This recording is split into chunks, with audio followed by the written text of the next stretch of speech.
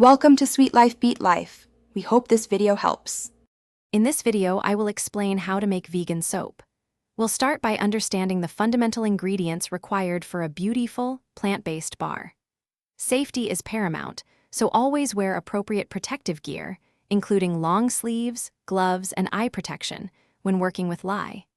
We'll also briefly touch upon the fascinating saponification process, which transforms oils and lye into soap. This foundational knowledge will set you up for success in your soap-making journey. Now, let's gather our ingredients. You'll need precise measurements of plant-based oils like 500 grams of coconut oil, 300 grams of olive oil, and 200 grams of shea butter.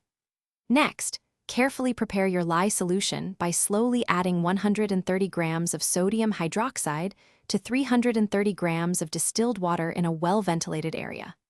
Always add lye to water, never the other way around. Ensure all your equipment is clean and ready for use. With your lye solution and oils at similar temperatures, typically between 110 and 120 degrees Fahrenheit, it's time to mix.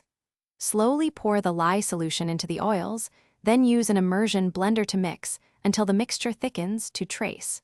This means it leaves a visible mark on the surface when drizzled. Now is the perfect moment to add any desired natural colorants, like 1 tablespoon of spirulina or essential oils for a lovely scent. Once your soap has reached trace, carefully pour the mixture into your prepared molds. You can insulate them with a towel for 24 to 48 hours to help the soap go through a gel phase, which can result in a harder, longer-lasting bar. After unmolding, the most crucial step is curing. Place your soap bars in a well-ventilated area for 4 to 6 weeks. This allows excess water to evaporate, creating a firm, mild, and long-lasting vegan soap. Thanks for watching. Consider subscribing if we helped you.